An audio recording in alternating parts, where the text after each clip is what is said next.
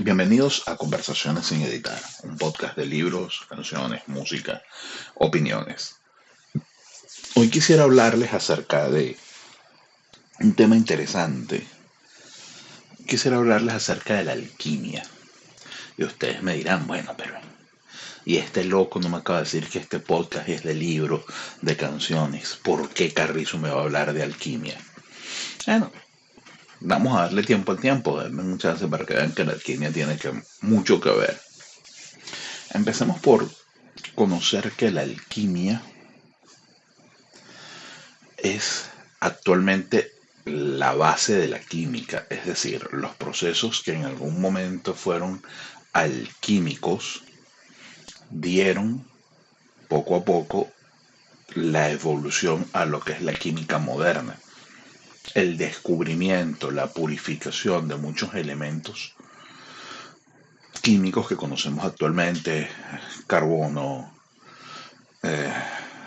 oxígeno, hierro, azufre, mercurio, de muchos ácidos, se hizo mediante la alquimia.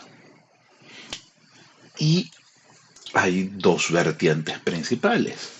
Esta alquimia científica de la que estamos hablando, donde se experimenta, donde se va transformando, donde se busca ver qué se puede obtener de un elemento, que poco a poco dio paso a la química.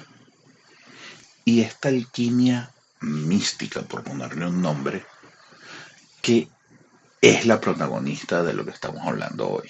Entonces, ¿qué sucede? Esta alquimia, empezando por su nombre, alquimi o alquimia, viene, según algunos teóricos y algunos místicos, de Egipto. Egipto en su momento era conocido como la tierra de Kemet, como la tierra negra, por el mismo del Nilo. Cuando esa palabra fue evolucionando en los distintos lenguajes árabes, etcétera, se habla de Al-Kemet, de la ciencia negra, de la ciencia de la tierra negra.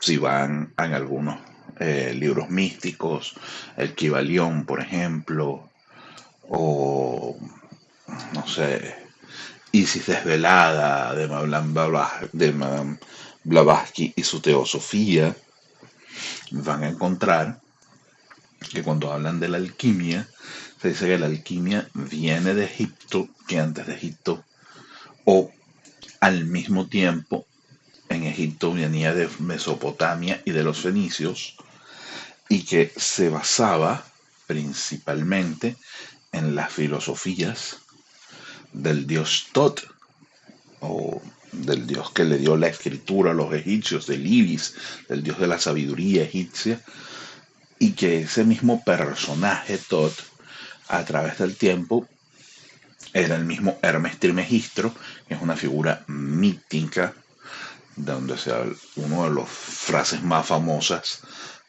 que se le atribuye es: lo que está abajo es como lo que está arriba, que bien entrado el siglo XX, con algunos modelos atómicos se comparó al modelo del sistema solar, y todos los que habían estudiado filosofía esotéricas o misteriosas de la alquimia dijeron, ven, como lo dijo Hermes Trismegisto, fíjense que el sistema solar es igualito al modelo atómico. Se parecen hasta cierto punto, no son iguales, pero hay coincidencias interesantes en que cómo esta frase pudo quedar, cómo se pudo haber intuido esta verdad astronómica y una verdad atómica, de que hasta cierto punto la forma que tiene un sistema solar es muy parecido a la forma que tiene un átomo. Era una cosa impensable. Pero quedó esta frase. Existen un sinnúmero de libros famosos de alquimia, libros reales como la tabla esmeralda o tabla esmardina, perdón, que es un texto breve, enigmático, que lo que tiene son frases. Existe el misterio de las catedrales de Fulcanelli, existe el Mutus Liber o el libro del mundo, que es único que no tiene nada de texto, solo tiene imágenes, y estas imágenes en teoría te guían paso a paso para, eh, durante 15 pasos, durante 15 procesos, crear la gran obra. ¿Qué es la gran obra? Bueno, la gran obra es la creación de la piedra filosofal, o sea, de una sustancia capaz de transformar los metales, capaz de tomar, por ejemplo, un pedazo de plomo y transformarlo en oro, o un pedazo de, no sé, de estaño y transformarlo en plata, de tomar un carbón común y transformarlo en oro no, en diamante, perdón, o de tomar una piedra cualquiera de río y transformarlo quizás en una esmeralda. Eh, Muchos filósofos hablan de que las pirámides pudieron haber sido hechas mediante procesos alquímicos, que por qué trasladar las piedras. Si podías disolverlas en un ácido de la roca caliza, las disolvías en un ácido, llevabas un tobo de agua y las reconstruías la piedra mediante procesos de secado de ese ácido y de reconstitución del cristal de calcio de la piedra caliza. Entonces, el chiste de la alquimia era eso. Se habla de que el punto final de la alquimia era el matrimonio del rey rojo y la reina blanca. Un proceso que llevaba cosas que todavía se usan en química como catalizadores: calcinación, oxidación, congelación, fijación, solución, destilación, evaporación, sublimación, extracción, ceración, fermentación, es decir, procesos normales donde interviene la química o donde intervienen reacciones químicas aceleradas por alta o baja temperatura, por la presencia de uno u otro elemento, y dicen que al final se obtenía, a medida que se iba ascendiendo dentro de la gran obra, de que se iban llevando los procesos de manera adecuada, se formaban colores, se formaban los famosos colores, no exactamente de un arco iris, aunque estuvieran todos, pero sí se formaban unos colores que se llamaban la cola del pavo real. Formaban colores azul marino, púrpura, rosado, magenta, rojo, naranja, amarillo y al final un dorado cegador, una luz que emitía lo que se estaba creando en el, y seguían en aspectos de onda invisible. Incluso se decía que cantaba la música de las esferas, porque la resonancia, la vibración energética que se estaba creando mientras se hacía la piedra filosofal,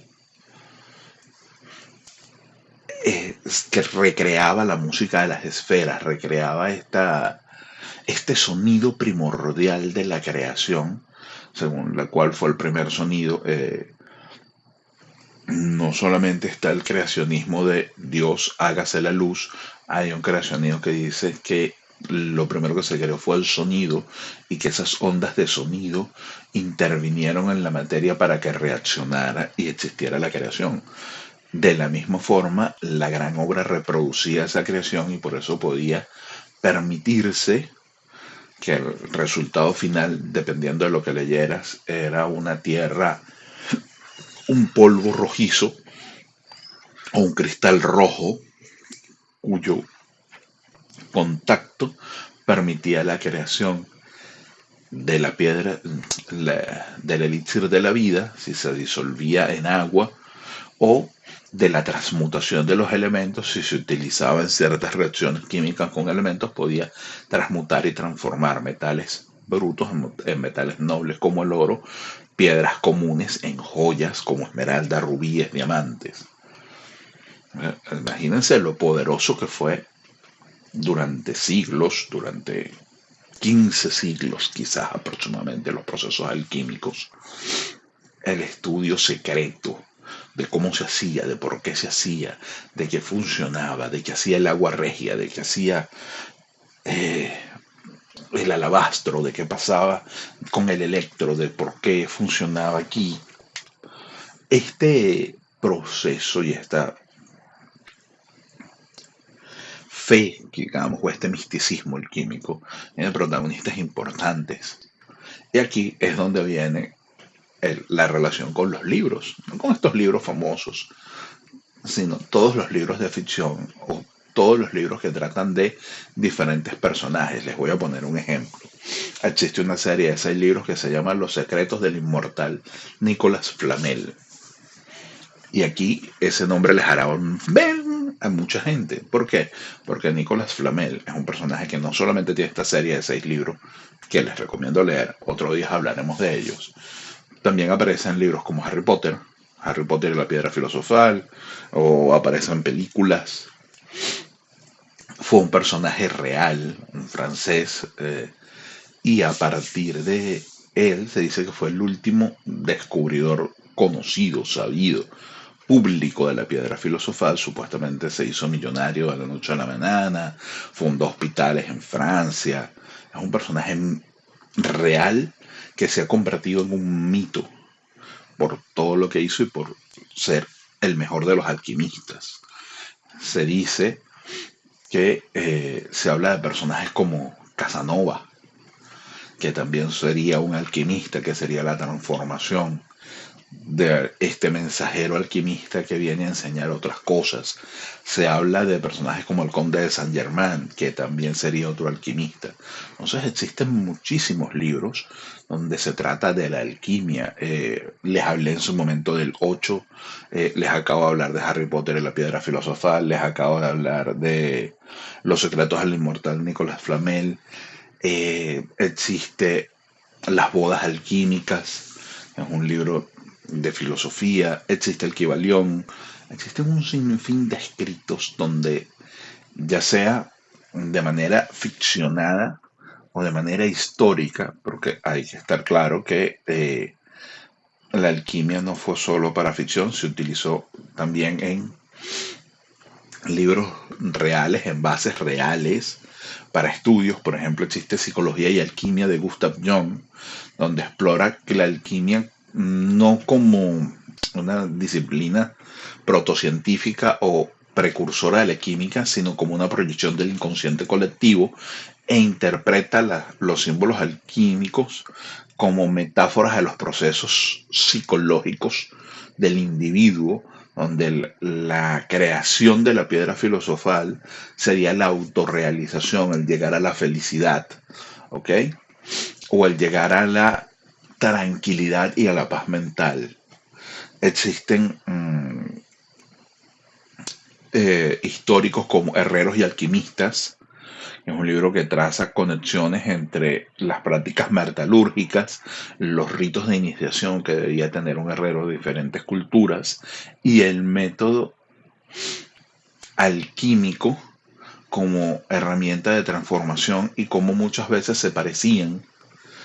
Y por eso se habla en algunas tribus de que los herreros y los alquimistas conservaban secretos de tiempos inmemoriales. ¿Por qué? Porque la transformación del metal, imagínense lo que sería para la gente que no tenía base científica, poder entender que tú podías tomar un poco de estaño, un poco de cobre, y en una proporción creabas un bronce, algo muy parecido al oro dorado que brillaba, que era difícil de corromper para la época, que no se oxidaba, que tenía una durabilidad gigantesca. Entonces se hablaba también de que los herreros compartían partes de los secretos de los alquimistas. Se habla de Alquimia y Mística de Alexander Robb. Es un compendio que recopila la rica tradición artística y simbólica de la alquimia, de manuscritos medievales, de arte barroco. Es una obra muy utilizada en referencias para tú entender la simbología. Cuando te hablan de las bodas del rey rojo, la reina blanca, cuando te hablan de la cola del pavo real, cuando te hablan de los procesos que aparecen dentro de los libros de alquimia, es Hay una serie de dibujos de iconografía y este libro de Alquimia y Mística te ayuda mucho a entender, a visualizar estos símbolos y a conectarte con un pedacito de cómo veían las cosas en la Edad Media y cómo te podía funcionar a ti para entender el símbolo. Entonces, hay libros fantasmas, existen libros que en teoría no existen. Por ejemplo, yo les acabo de hablar de la tabla Esmerdinga porque es un libro pequeñito, pero se dice que en teoría existe el famoso libro de Thoth, que está escrito en planchas de esmeralda, en tablas de esmeralda, donde está el compendio de toda la sabiduría alquímica y de toda la sabiduría filosófica de los dioses, de cómo los dioses se transformaron en hombres y en faraones, o cómo los hombres se pueden transformar en dioses. Y es un libro que se ha buscado, es un libro de ficción, mítico, es un mito en sí mismo, que se ha buscado durante generaciones. Hay diferentes cuentos que te hablan de la búsqueda, incluso hay novelas históricas o novelas de ficción histórica donde se habla de personajes que durante su vida buscaron este famoso libro de Thoth, ya sea en las máximas del sabio Padjotet, ya sea en los textos de la pirámide, como la pirámide de Unas, ya sea luego en la biblioteca de Alejandría, supuestamente pudiera estar oculto copias en la biblioteca de Alejandría. Es un libro mítico que ha traído mucha gente. Entonces, la alquimia y sus personajes, Thoth, Hermes Trismegisto, Casanova, Saint Germain, Nicolas Flamel, Perenelle Flamel, han generado en la imaginación y en el colectivo una gran cantidad de escritos y de libros reales, históricos o científicos, de libros de misticismo, de metafísica, de transformación, de transmutación, de filosofía, de libros de simplemente ficción, de divertirse, de leer. Han creado libros míticos dentro de libros míticos, como ya existe el libro de Thoth y hay libros míticos creados como el libro de Abraham el Mago, que supuestamente es un libro que equivaldría a una mezcla entre un manual de alquimia y un grimorio. Eh, un grimorio era un libro de hechizos medieval. Supuestamente las brujas guardaban los hechizos y su simbología en grimorios. Entonces, el libro de Abraham el Mago sería una mezcla entre ambos. Tendría procesos alquímicos y procesos de brujería. Supuestamente el texto del libro de Abraham el Mago cambiaba.